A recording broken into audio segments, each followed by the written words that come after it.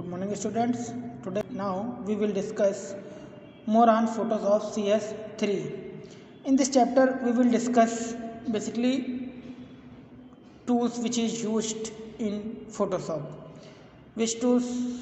Painting tools, blur, sharpen and smudge tools, weaving tools, retouching tools, marquee tools, lasso tools and magic band tools.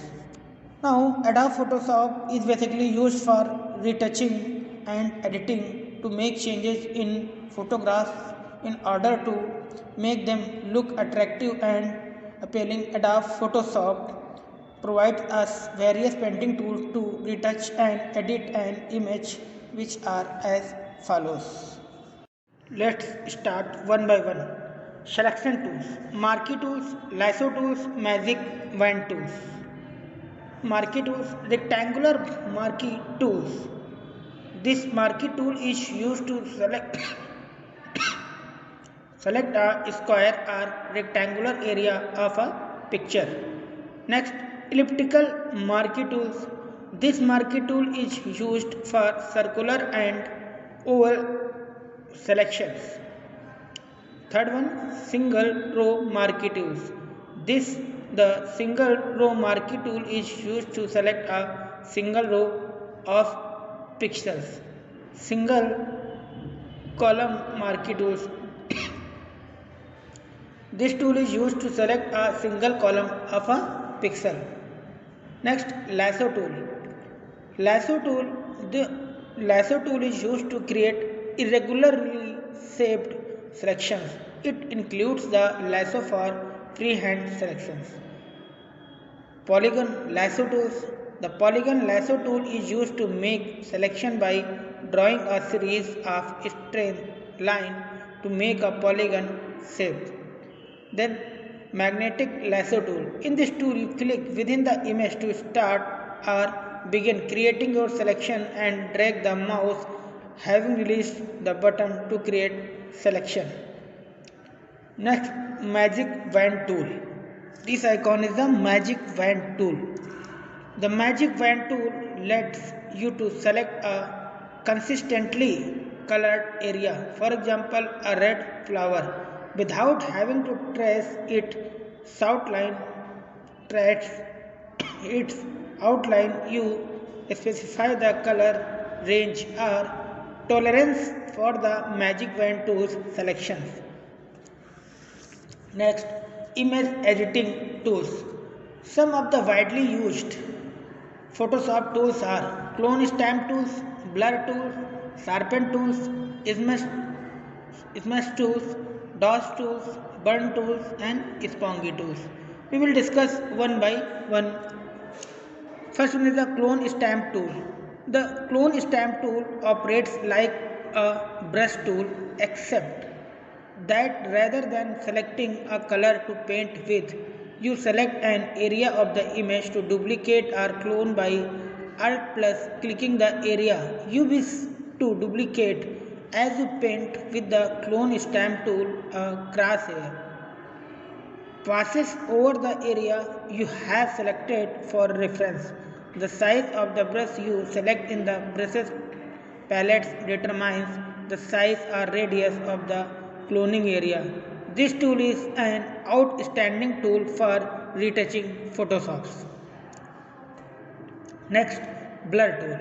The blur tool is used to blur areas of the image by painting over them. After the painting, you will use the blur tool for the sharp the image. Blur tools has various type of options like mode, strength, size and hardness of the brush being used. The different type of modes are normal, light, dark, hue, saturations, color and luminosity. The blur tool is normally used to create mirror image and to make a normal image look like a HD image. Okay? Then sharpen tool. The sharpen tool is used to sharpen areas and edges of the image by painting over them. The sharpen tool is useful primarily for popping out highlights on shiny object or maybe to give an important object a little extra pop after you have assembled an image. Remember to use it springly through and always create a snapshot first because it's so easy to redo it. Next one is smudge tool. The smudge tool is grouped with the retouching tools, but it actually used move often in painting. For retouching purpose, it can be used to quickly rub out a minor blemishes, touch up the shine on someone, and so on. It can also be useful for blending out the juggies that can sometimes occur when sizing up an image. This is another tool you want to be careful not to overdo and be sure to keep the pressure setting low. Then dodge tool. The dodge tool works best on a grayscale image. Which image? Grayscale image. On color image, the dodge tool will wash out color and details. In grayscale image, this tool is used to lighten shadow or overexposed area and to darken unexposed areas. It has a unique option for range with choice of highlights, mid-tones and shadow. In grayscale image, on example where the dodge tool is useful would be for removing dark shadow from under a person's eye. You look eyes for the under the eye darkness. So remove your darkness under the eye. You will use the dodge tool. Next, burn tool. The burn tool also works best on grayscale image. The burn tool will just turn the area black or sunburned looking. In a grayscale image, these tools are used to lighten shadow or overexposed areas and to darken unexposed areas. When set to highlight, only the lightest areas are affected. When set to shadows, only the darkest areas are affected. When set to midtones, only the middle tone are affected. An example where the burn tool would be useful would be to reduce the shine on an person's face from light reflecting off it.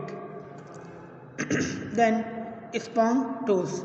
The spongy tools allow you to adjust the color saturation where you paint. It has two modes: desaturate and saturate. The pressure option control how strong the effect is applied. Desaturate mode dulls the color, turning them gray. Saturate mode in intensifies the color, making them brighter. It desaturate mode. The spongy tool is also useful for toning down color in the background of an image. When you want to make a foreground object stand out of or for giving a color photo a vintage colorized appearance. Okay, thank you class.